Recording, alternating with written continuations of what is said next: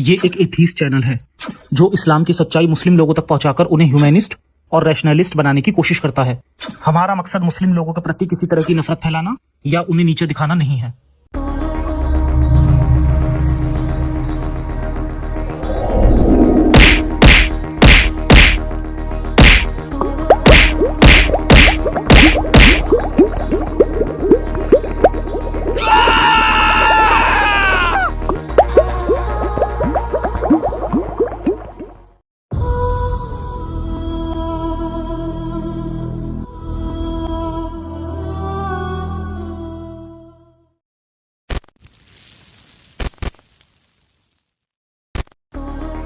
जय हिंद, जय इंसानियत। मैं हूं जफर हेरेटिक, आपका दोस्त, आपका होस्ट। कमेंट रिप्लाई सीरीज का ये 10वां वीडियो है जिसमें मोमिनों के जबरदस्त कमेंट पढ़कर उनका जवाब दिया जाता है। आप लोगों के प्यार ने इस सीरीज को सफल बनाया और आज इसका 10वां एपिसोड भी आ गया। बहुत बहुत शुक्रिया। चलिए शुरू करते हैं इंसानियत के नाम से। मोहम्मद जुनैद का कमेंट, तेरे दिल पे मोहर लग चुकी है, अब कुछ नहीं हो सकता क्या? अब कुछ नहीं हो सकता। मोहम्मद जुनैद जी, मेरे दिल पे मोहर लगा के आपके अल्लाह ने बड़ा एहसान किया। मेरी तरफ से अपने अल्लाह को थैंक्स बोल देना। अपने अल्लाह को ये भी बोल देना कि इंसान दिल से नहीं सोचते, दिल खून सप्लाई करने वाला पंप है। सोचने समझने का काम दिमाग से होता है। आलम कराटे एकेडमी का कमेंट है, तुम्हारा ईमान मर चुका है। आलम जी, रोशनी होने से अंधेरा मिट जाता है, सच समझ आते ही झूठ मिट जाता है, समझ पैदा होने से ईमान मर जाता है। इंसान में अकल और ईमान में से एक ही चीज रह सकती है, अकल आने से ईमान चला जाता है। आफिया शेख का फनी कमेंट, तेरी बकवास सुनने का शौक नहीं है जाहिल, तू कुरान की आयत तो बना नहीं सकता क्योंकि वो आसमानी है। तू एक मच्छर बनाकर दिखा दे। तू क्या, तेरे चेले चपाटे भी मच्छर नहीं बना सकते, मक्खी भी नहीं बना सकते। तुम लोग बकवास बना सकते हो जिसे कोई सुनना भी पसंद ना करे। आफिया शेख जी, आपका कमेंट पढ़कर मुझे समझ नहीं आया कि दीवार पे सर मारूं या दीवार को सर पे मारूं। खैर, अपना सिर फोड़ने से कोई फायदा नहीं, बंद सिरों को खोलने की जरूरत है। जिस वीडियो में मैंने बताया था कि 2 एक्स मुस्लिमों ने कुरान जैसी 2 सूरा बनाई हैं, उसका लिंक भी मैंने पिंड कमेंट में दिया था। उसी वीडियो पे आपने आयत बनाने का चैलेंज दे दिया। मैंने किस वीडियो में कहा कि मैं मच्छर या मक्खियां बना सकता हूँ? मैं इंसान हूँ, मैं इंसान बना सकता हूँ। शादी के बाद 1 या 2 इंसान जरूर बनाऊंगा। अगर मैं अपने घर की छत पे बर्तनों या ड्रमों में पानी भरकर रख दूं तो मच्छर भी बना सकता हूं और आपका अल्लाह मुझे रोक भी नहीं सकता। आपको लगता है कि मक्खी मच्छर सब अल्लाह ने बनाए, तो आप बताइए कि खून पीने वाले मच्छर अल्लाह ने क्यों बनाए? इन मच्छरों की वजह से हर साल औसतन 70 करोड़ लोग बीमार होते हैं, जिनमें से लाखों लोगों की मौत हो जाती है। उनमें से ज्यादातर बच्चे होते हैं। ज्यादातर गरीब लोग ही मच्छरों के शिकार होते हैं। आपके अल्लाह को गरीबों से क्या दुश्मनी है? अगर अल्लाह ने मच्छर बनाए तो 2-4 किस्में बना देता, 3500 किस्में क्यों बनाई? और 100 ऐसी किस्में क्यों बनाई जो इंसानों और जानवरों का खून पीती हैं और उन्हें बीमार भी कर देती हैं? आपका अल्लाह अब भी मच्छरों की नई किस्में बना रहा है, नए नए कीड़े मकोड़े, बैक्टीरिया और वायरस भी बना रहा है। अभी कोरोना भी बनाया था, जिसकी वजह से बहुत लंबे टाइम तक आपका काबा बंद रहा। आपके अल्लाह के भी अजीब शौक हैं। खैर, आज इतनी डोज काफी है। फिजूल कमेंट करते रहिए, डोज मिलती रहेगी। बिलीव मास का कमेंट, नेक्स्ट वीडियो में मेरा ये कमेंट पिक कर लेना, तुमने कब्र के अजाब को झुटलाया। ओके, मुझे ये बताओ कि कब्र में जो मुर्दे ताज़ा सही सलामत निकलते हैं, ऐसे बहुत केस होते हैं। मेरे घर के पास भी हुआ था, तो ये बताओ कि ऐसा कैसे पॉसिबल है? दफनाने के 100 दिन बाद जिस्म वैसा का वैसा निकला और ये सब मुस्लिम होते हैं। ये पिक कर लेना और रिप्लाई भी देना। बिलीवर मास जी, मैं भी चाहता हूँ कि आपकी तरह मोमिन तमीज़ से सवाल पूछें और मैं उन्हें ठीक तरीके से जवाब देना चाहता हूँ। आपने जो कमेंट किया है उसके रिप्लाई में 2 लोगों ने आपसे पूछा कि ऐसा कहाँ हुआ था, लेकिन आपने उन्हें जवाब ही नहीं दिया क्योंकि आपके पास जवाब नहीं था। असल में फेक न्यूज़ में कोई फैक्ट नहीं होता, सब इधर उधर से सुनी हुई बातें होती हैं। जो बिलीवर होता है वो झूठी बातों को वेरीफाई किए बगैर ही बिलीव कर लेता है। खैर, मैंने गूगल में बहुत सर्च किया तो एक केस मिला। एक लाश को कब्र से निकाला गया, उसका कफन ज़्यादा ख़राब नहीं हुआ था। क्लेम यह है कि उसे 22 साल पहले दफन किया गया था। वीडियो देखने से साफ पता चलता है कि कफन के अंदर हड्डियों का ढांचा है। कफन अगर मिट्टी के टच में ना हो तो खराब नहीं होगा, या रेतीली सूखी मिट्टी हो तो खराब नहीं होगा। इस मामले के क्लेम की कोई जांच तो हुई नहीं। एक कब्र से निकाला और दूसरी में दफन कर दिया। उसके जिस्म पे जन्नती कपड़े या कब्र में जन्नती बिस्तर भी नहीं था। कब्र भी लाखों गुना बड़ी हुई नहीं थी, जन्नत की हवाएं भी नहीं थी। ऐसा कुछ नहीं होता, सब बचकाना बातें हैं। 2013 में सिंगापुर में सड़कें बनाने के लिए बुकिट ब्राउन कब्रिस्तान के 3400 से ज्यादा कब्रों को खोदा गया, कहीं कब्र का अजाब नहीं था। 2017 में एक सैनिक हवाई अड्डे के एक्सटेंशन के लिए सिंगापुर के चुआचू कोंग कब्रिस्तान की करीब 45,500 कब्रें खोदकर उनमें दफन की गई लाशों के अवशेषों को बाहर निकाला गया, कहीं कोई कब्र का अजाब नहीं था। ग्रीस की कैपिटल एथेंस में कब्र 3 साल के लिए किराए पर मिलती है, जिसके बाद उसमें से अवशेषों को निकालकर या तो खत्म कर दिया जाता है या फिर कलश में भरकर एक खास जगह पर रख दिया जाता है। इसका खर्च फैमिली को उठाना होता है, कहीं कब्र का अजाब नहीं होता। और वैसे भी आधी दुनिया डेड बॉडी को जला देती है। जलाने के बाद अगर अवशेष को शीशे के बर्तन में रख दिया जाए तो क्या उसमें भी फरिश्ते सवाल पूछने आएंगे? और क्या उसमें भी नबी चेहरा दिखाने आएंगे? क्या उसमें भी अजाब दिया जाएगा? बिलीवर मास जी, मोमिन की डेड बॉडी के साथ भी वही होता है जो बाकियों के साथ होता है, कोई अलग सिस्टम नहीं है। झूठ पे बिलीव मत कीजिए, बिलीव को साइड में रखकर सच जानने की कोशिश कीजिए। सच आपकी सोच को आजाद कर देगा, जिंदगी संवर जाएगी। अच्छी सोच का कमेंट, कुरान को समझने से पहले नबी को समझना होगा। अच्छी सोच जी, आपकी सोच अच्छी है। नबी को समझकर ही कुरान समझ आती है। नबी को समझकर ही समझ में आता है कि कुरान किसका कलाम है। नबी को समझने के लिए नबी की बायोग्राफी पढ़नी पड़ती है, जिसके बारे में मोमिन जानते भी नहीं है। मैंने द मोहम्मद वीडियो सीरीज इसीलिए बनाई है ताकि मोमिन नबी को समझ सकें, लेकिन मोमिन कहते हैं कि मैं झूठी कहानियां सुना रहा हूं, जबकि मैं ऑथेंटिक बुक से ही रेफरेंस देता हूं। खैर, आपकी तरह मैं भी चाहता हूं कि मोमिन नबी की सच्चाई जाने, फिर उन्हें कुरान भी समझ आ जाएगा। ज़ेरोद लायन का मासूम कमेंट, जफर तू इंसान नहीं हो सकता, तू एक जिन्न है। और तू इंसान के भेष में आकर हमारे मजहब को परेशान कर रहा है। जहां से आया है भाई, अपनी मखलूक के पास चला जा।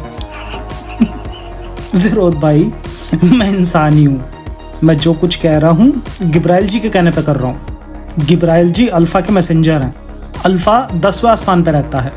गिब्राइल ने मुझे ईमेल करके कहा था कि एक मजहब इंसानों को परेशान कर रहा है, तो उन्होंने मुझे इंसानों की हेल्प करने के लिए कहा, तो मैं वही कर रहा हूँ। स्टार गेमिंग का कमेंट, जफर भाई भूत जिन्नों के बारे में आपके क्या ख्याल हैं?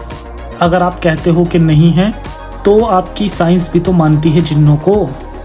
स्टार गेमिंग जी, किसी मौलवी ने आपको कहा होगा कि जिन्नों को साइंस भी मानती है, तो आपने सच मान लिया। साइंस ने कब मान लिया भाई? जो लोग भूत प्रेत को मानते हैं उन्हें भूत प्रेत परेशान करते हैं, जिन्न कुछ नहीं कहते। जो लोग जिन्नों को मानते हैं उन्हें जिन्न परेशान करते हैं, उन्हें भूत प्रेत कुछ नहीं कहते। जो लोग भूत प्रेत और जिन्नों को नहीं मानते उन्हें कोई परेशानी नहीं करता। ये सब मेंटेलिटी है।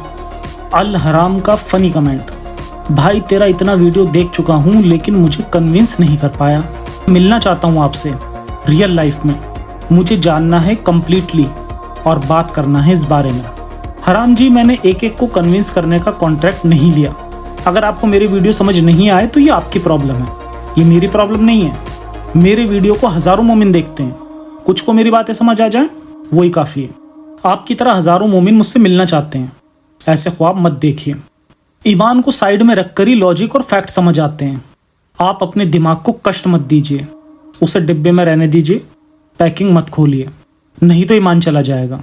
ईमान को बचाइए, किसी मौलवी से अकेले में मिला कीजिए, वो आपको अच्छे से इस्लाम समझा देगा। इस चैनल पर आपको अब तक कुछ समझ नहीं आया तो अब आएगा भी नहीं। गिब्राइल ने कहा था, कुछ लोग समझ सकते हैं, कुछ कभी नहीं समझेंगे। जो समझ सकते हैं सिर्फ उनको समझाना है। कुछ लोगों का कुछ हो सकता है, कुछ लोगों का कुछ नहीं हो सकता। जिनका कुछ हो सकता है उनका ही कुछ करना है, बाकी go to hell. Syed Ishaq ji ने 2 कमेंट में एक ही बात लिखी है, मुहर्रम के दिन तुम मुस्लिमों के साथ जलती आग पे नहीं चल सकते। मुहर्रम में मुसलमान जलती हुई आग पर चलते हैं, किस बारे में बात करते हो? सैयद इसाक जी, मुहर्रम का इंतज़ार क्या करना, आप आज भी आग पे चल सकते हैं, आपको कुछ नहीं होगा। आप अंगारों पे चल सकते हैं, लेकिन कुछ सेकंड रुक नहीं सकते। सिर्फ 30 सेकंड अंगारों पे खड़े होने पे 30 करोड़ का इनाम है, और ये इनाम अलग अलग रैशनलिस्ट ऑर्गेनाइजेशन ने रखा है। यूट्यूब पे आग पे चलना लिखकर सर्च कीजिए, अंगारों पर चलने के बेशुमार वीडियो मिल जाएंगे। बच्चे भी अंगारों पे चलते दिख जाएंगे। कुछ वीडियो में इसके पीछे की साइंस भी बताई है। देश और दुनिया में हजारों सालों से लोग खास मौकों पर अंगारों पे चलते हैं। ये कोई मिरेकल नहीं है। तर्कशील सोसाइटी भारत के मेंबर गांव में जाकर अंगारों पे चलने का प्रदर्शन करते हैं और इसके पीछे की साइंस भी लोगों को बताते हैं। कोयला जब अपनी एनर्जी को जला चुका होता है तो टेम्परेचर का एक अच्छा कंडक्टर नहीं रहता, उस पर राख की परत भी चढ़ जाती है। हमारे पाँव की चमड़ी थोड़ी मोटी होती है। अंगारों पर चलते जाने से चमड़ी तापमान के टच में कम वक्त के लिए आती है। हीट को एब्जॉर्ब करने का वक्त ही नहीं मिलता। पाँव से पसीना निकलने लगता है जो टेम्परेचर को चमड़ी तक पहुंचने नहीं देता। जो थोड़ा सा तापमान होता है वो ब्लड सर्कुलेशन की वजह से एक जगह नहीं रहता। यूट्यूब पे आपको ऐसे दर्जनों वीडियो मिल जाएंगे जिनमें हलवाई गर्म तेल में हाथ डालकर पकौड़े निकालते हैं। उसके पीछे भी साइंस के लॉ काम करते हैं। हलवाई पानी में हाथ भिगोकर तेल में से पकौड़े निकालते हैं। ये काम तेजी से होता है, पानी की परत हाथ को जलने नहीं देती। सैयद इसाक जी, नॉलेज की कमी ही ब्लाइंड फेथ को कायम रखती है, नॉलेज हासिल कीजिए। टेक TSLR भारत का कमेंट, ये सब झूठ है तो फिर मुहर्रम में सिर काट के आदमी जिंदा हो सकता है रामनगर में। टेक वगैरह जो भी आपका नाम है, भाई आप ऐसे कमेंट क्यों लिखते हो जिन्हें पढ़कर सुनकर कोई अपना मोबाइल, लैपटॉप या PC तोड़ दे, या अपना सर फोड़ ले, या अपने बाल नोच ले, कपड़े फाड़ ले। भाई मुझ पे और मेरी ऑडियंस पे रहम कीजिए प्लीज। आपने जिस जगह की घटना लिखी है वो जगह कौन से ग्रह पे है? अगर धरती पे ऐसा कुछ हुआ होता तो पूरी दुनिया हिल जाती, बल्कि पूरी दुनिया इस्लाम कबूल कर लेती। मैंने गूगल और यूट्यूब छान लिया, इतनी बड़ी घटना और मोजज़े की कहीं कोई खबर, कोई वीडियो ही नहीं मिला। खैर, यूट्यूब पर कुछ ऐसे वीडियो मिल जाते हैं जिसमें जादूगर बच्चे का सिर अलग करके जोड़ देते हैं। ये जादू सबने अपने गली मोहल्ले या सड़क पे कई बार देखा होगा। बच्चे के ऊपर चादर डाली जाती है, बच्चा काफ़ी देर अंदर बैठकर जुगाड़ बनाता है जिससे चादर ऊपर उठ जाती है। बच्चा अपने सिर के पीछे कपड़े से बना सिर रखकर लेट जाता है। फिर जादूगर उस नकली सिर को अलग कर देता है। फिर काफ़ी नाटक करके पैसा इकट्ठा करके उसे जोड़ देता है। हो सकता है टेक वगैरह ने मुहर्रम का मौके पर ही कोई ऐसी ट्रिक देखी होगी तो उसे सच मान लिया। मोमिन बेचारे क्या करें, दीन में अकल का दखल गुनाह है। एक डिबेट योद्धा के कुछ कमेंट पढ़कर समझ सकते हैं कि डिबेट योद्धा कितनी अकल के मालिक होते हैं।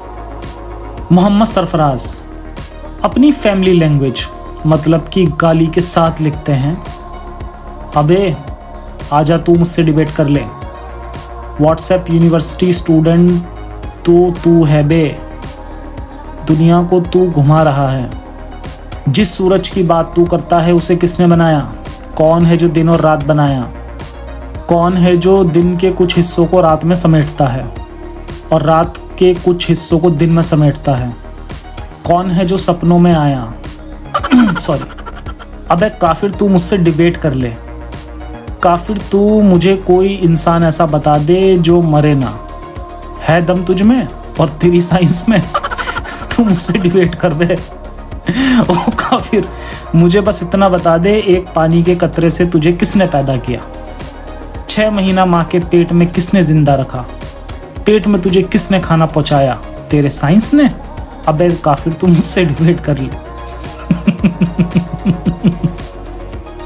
मैं इस प्राणी के हर सवाल का जवाब दे सकता हूँ, लेकिन जवाब समझने के लिए भी अकल चाहिए। अकल वाली जगह ईमान हो तो बात समझ नहीं आती। इंसान माँ के पेट में 9 महीने रहता है, इसके यहाँ 6 ही महीने रहता है, इसीलिए ठीक से डेवलप नहीं हुआ। इसे समझाने का फायदा नहीं है। एक्स मुस्लिम चैनलों पे जब ऐसे नमूने डिबेट करने आते हैं तो तमाशा बन जाते हैं। इनकी बदतमीजी की वजह से इन्हें भगा दिया जाता है। लोल गेमिंग का लोल कमेंट, मैं तुमको घर से उठवा लूंगा, अब अगर ऐसा वीडियो बनाया तो तेरा घर मुझे पता चल जाएगा। लोल जी, आपने जैसा नाम रखा है कमेंट भी वैसे ही किया है। आप बहुत मजाकिया हैं। आप सच में LOL हैं। किसी मोमिन ने सुरेश शर्मा बनकर लिखा है, तू काफिर और मुशरिक है। दूसरे कमेंट में लिखा है, जो इस यूट्यूबर का साथ देगा वो कब्र में सही सलामत नहीं रह पाएगा। ये आदमी वहाबी है। मतलब इनके हिसाब से वहाबी भी काफिर और मुशरिक है। मोहम्मद इफ्तिखार का कमेंट, गारंटी तुम शिया हो। शिया है ना? इसके मुताबिक शिया मुस्लिम नहीं होते। इस्लाम में 2 मेन फिरके हैं, सुन्नी और शिया। आगे सुन्नियों में भी कई फिरके हैं, हनफी, शाफई, मलिकी, हमली, सूफी, वहाबी, देवबंदी, बरेलवी, सल्फी, अहले हदीस वगैरह वगैरह। इसी तरह शियाओं के भी कई फिरके हैं, इशना, अशरी, जाफरी, जैदी, इस्माइली, बोहरा, दाऊदी, खोजा, द्रुज वगैरह वगैरह। और भी कई फिरके हैं, अहमदिया, कादियानी, खारजी, कुर्द, बहाई वगैरह वगैरह। इस्लाम दर्जनों फिरकों में बटा है। हर फिरका खुद को ही मुस्लिम समझता है, बाकी फिरकों को मुस्लिम नहीं समझता। लेकिन जब इनको मुस्लिमों की गिनती बतानी होती है तो हर अरबी नाम वाला मुस्लिम हो जाता है। मोमिन भाइयों, अरबी नामों की गिनती करना छोड़िए, अपने फिरके की गिनती बताया करो। आज के लिए इतना ही। जल्दी मिलते हैं कमेंट रिप्लाई सीरीज के नए वीडियो के साथ। इंसानियत हाफिज।